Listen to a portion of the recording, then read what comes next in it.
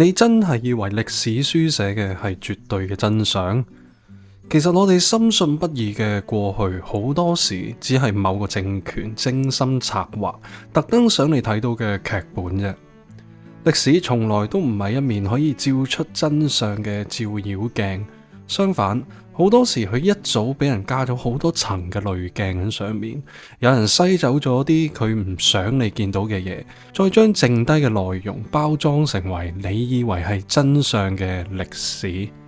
點解被譽為千古一帝嘅完美明君，竟然要夾硬打破千古嘅規矩，親手篡改史書？一個活生生嘅國家高官，點解會喺官方嘅大合照入面憑空消失呢？甚至被後世稱頌為最偉大嘅文化工程，同埋影響全人類嘅神聖經典，背後到底掩蓋住幾多被強行燒毀、被封殺嘅聲音呢？呢啲聽落咧好似係陰謀論咁，但係其實全部都係確確實實發生過嘅歷史。我哋平時讀嘅歷史，到底有幾多係俾人篡改過嘅大話呢？又有幾多俾人特登遮掩住嘅真相呢？歡迎翻到嚟半夜講歷史，我係 Philip。我嘅 channel 係致力於用最詳盡、有別於教科書嘅角度，帶大家重新認識香港以及世界各地嘅歷史。如果你哋中意呢一類型嘅題材，可以 subscribe 同埋 share 呢一段片，同埋撳埋個鐘仔。有興趣嘅朋友可以睇下右上角嘅 playlist， 由2000年前漢朝開始，重新認識香港呢一個地方。你哋每一個 subscribe 對於我嚟講都非常之重要，多謝你哋嘅支持。呢一集我想純粹用我嘅視角，同大家分享一下我點樣去理解歷史，同埋我究竟點樣睇香港呢一個我哋生活過，又或者而家生活緊嘅地方。有一句說話呢，大家都應該聽過好多次噶啦，就係歷史係由勝利者所寫嘅。呢句說話聽落去好老土啦，但係當你真正去揭開世界各國嘅歷史，你就會發現呢句說話背後其實非常之殘酷。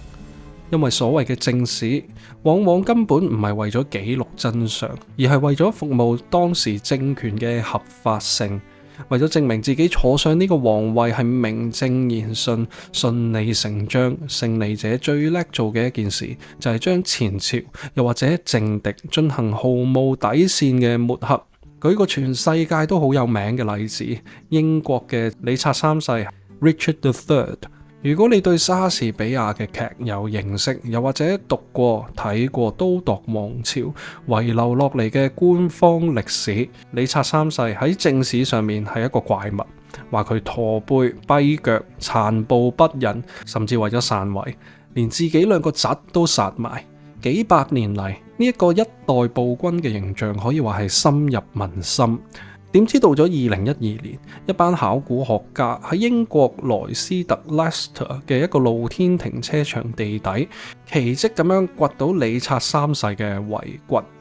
經過現代科學驗證，真相終於大白啦。佢生前呢，的確係有輕微嘅脊椎側彎，但係呢一樣嘢呢，現今好多都市人都有嘅，絕對唔係史書入面寫嘅畸形怪物。而且由佢戰死沙場嘅傷痕嚟睇啦，佢甚至係一位非常之英勇嘅戰士。咁點解正史要將佢寫到咁醜惡？原因好簡單，因為打敗佢建立都鐸王朝嘅亨利七世，必須要將前朝皇帝塑造成為十惡不赦嘅惡魔，先至可以令到自己謀朝篡位嘅行為變得合情合理。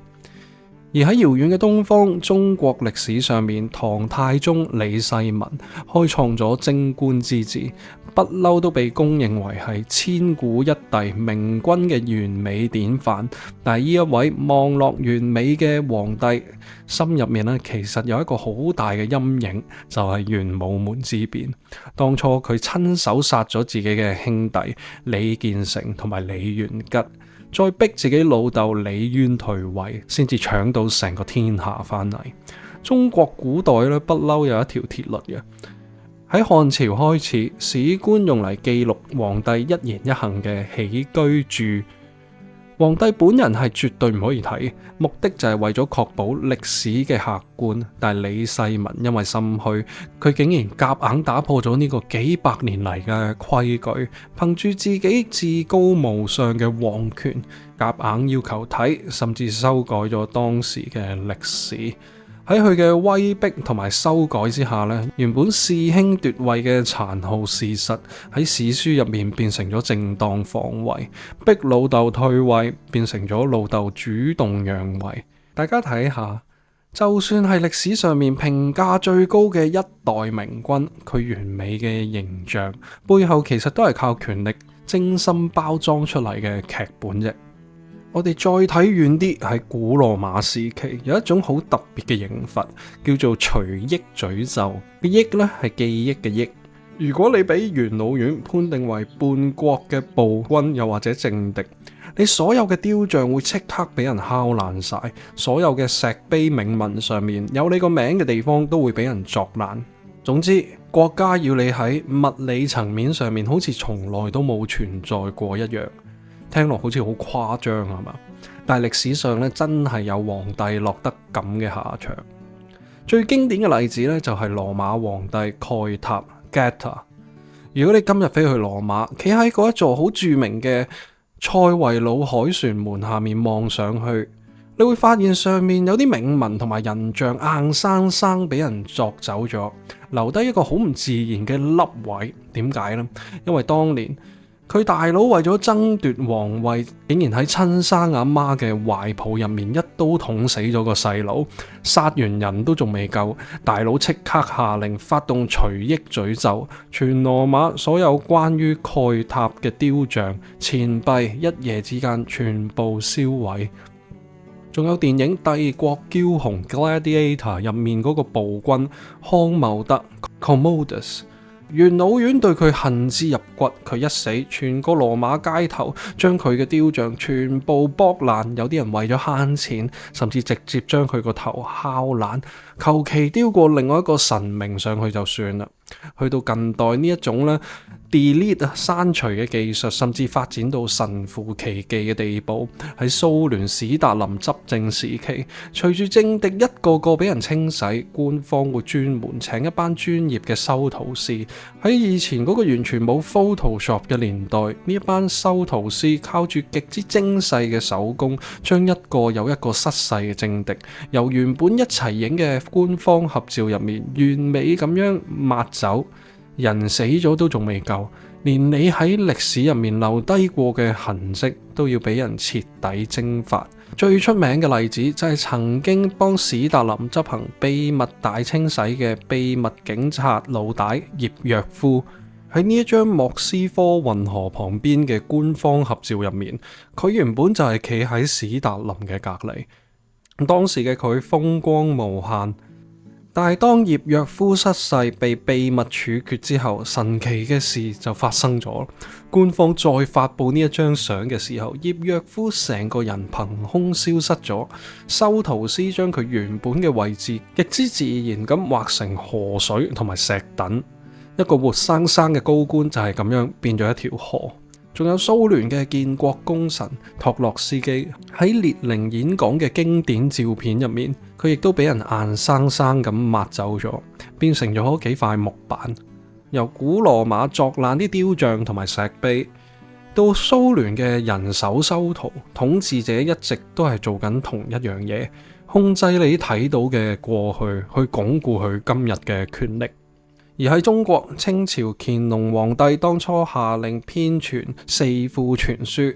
表面上呢一個係中國歷史上面最宏大嘅文化古籍保存工程，但係後來嘅歷史學家睇穿咗呢一單嘢，根本就係一場掛羊頭賣狗肉，名為保存實為毀滅嘅文化大清洗。清朝藉住喺全國收集書籍嘅名義去翻查所有民間古籍，只要發現書入面有懷念明朝、批評滿清，甚至只係帶有夷又或者魯呢一啲外族嘅字眼，一律當場銷毀，又或者夾硬去修改。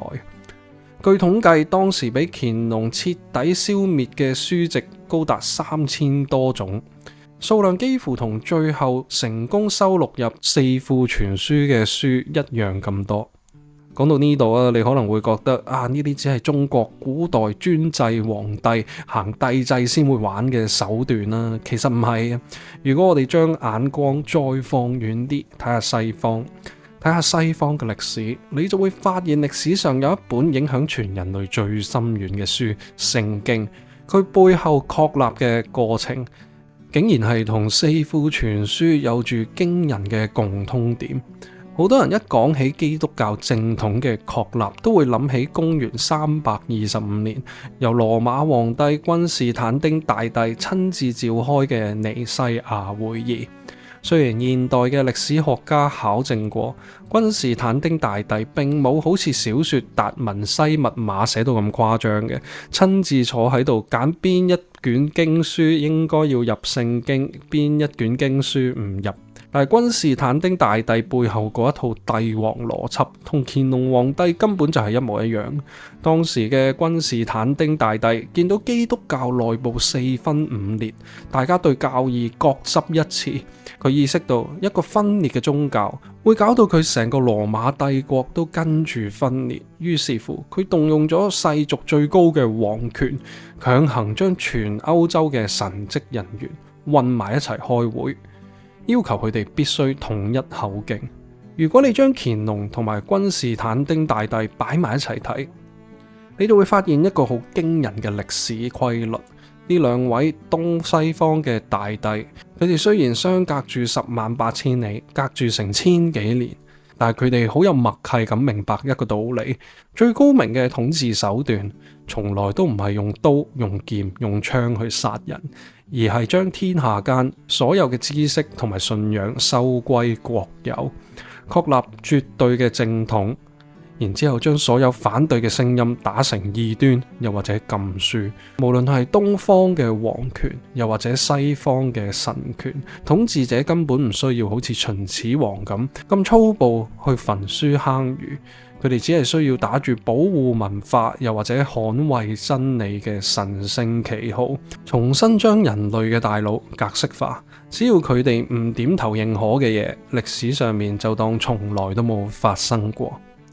所以好多時候，正史甚至連大話都唔需要講，佢哋只係需要講一半，唔講一半，只要講部分嘅真相就已經足夠。好似呢幾百年嚟，歐美嘅教科書一直都係話俾我哋聽，1492年哥倫布係第一個發現新大陸嘅人，將佢塑造成為一個帶領文明發展嘅大英雄。但係事實係點？現代考古學一早就證明咗，早喺哥倫布出發之前成500年，即係大約公元1000年左右，北歐嘅維京人就已經成功登陸過北美洲，甚至喺嗰度留低過村莊嘅遺跡。退一萬步講啦，就算唔計維京人，對於一早已經喺嗰度住緊嘅印第安原住民嚟講，你歐洲人嚟到點會用發現呢兩個字呢？離晒大譜。但係點解我哋由細到大喺 World History 世界歷史入面，教科書都只係會教我哋哥倫布呢一套講法呢？原因好簡單，因為後來掌握咗世界霸權嘅係負責寫現代教科書嘅西歐帝國，佢哋需要將自己包裝成為文明嘅開拓者。結果原住民經歷嘅無數苦難，又或者其他民族更加早喺美洲嘅探索，就係咁樣被權力徹底滅聲咗成400年。呢個就係權力嘅濾鏡。既然正史往往都係被權力真心修剪過嘅劇本，咁嗰啲被強行 delete 刪走咗嘅歷史碎片，究竟去咗邊度呢？答案可能令到你幾意外嘅，因為一啲被官方當成為耳邊風嘅野史，甚至被當成為 bedtime story 嘅神話傳說，喺幾千年之後，竟然俾現代科學證實，佢哋先至係真正嘅史實。下一集我哋會去北美嘅西海岸，睇下原住民點樣用一套好似 Marvel 電影咁嘅神獸大戰，精確咁樣記錄咗一場9級嘅末日海嘯。我哋仲會去到中國嘅地底，睇下一本被統治者封殺咗幾千年嘅謠書，點樣撕開堯舜與禪讓嘅溫情面具，還原一場血淋淋嘅武裝政變。今集暫時我哋講住咁多先。心水清嘅觀眾應該留意到啦，今集嘅片長比平時短，而且我哋亦都暫時跳出咗原本香港歷史嘅時間線。冇錯，呢個其實係一個分為3至4集啦嘅特別篇嚟嘅。我之所以咁樣安排，想趁住呢一個中場休息嘅時間，同大家講下我對歷史呢2個字嘅睇法嘅。我哋會由今集講嘅正史係咪史實開始，到下一集探討野史同埋神話背後驚人嘅真相，之後再會將香港擺入去歷史洪流入面，同世界各地嘅千年古都做一個殘酷嘅對比。去到最後，我哋就會講下現今嘅科技大爆發年代，未來嘅歷史究竟會點樣被改寫，同埋我對歷史嘅睇法。當我哋確立咗呢一個 channel 探討歷史嘅框框之後呢，我哋就會正式回歸香港歷史嘅主線，希望大家會中意呢幾集特別篇啦。仲有呢，順帶一提，由今集開始呢，我會乖乖咁加翻字幕噶啦。之前啲片太長，剪完段片呢都用咗可能2日嘅時間，仲要上埋字幕，真係好辛苦。而家段片呢就短咗，但係我更新可能都會密翻啲嘅，希望大家中意呢一個模式。非常多謝睇到最後嘅每一位觀眾，如果你哋中意呢一類型嘅題材，記得 subscribe 同埋 share， 仲有撳埋個鐘仔。我哋係半夜講歷史，我係 Philip，我哋下集見，拜拜。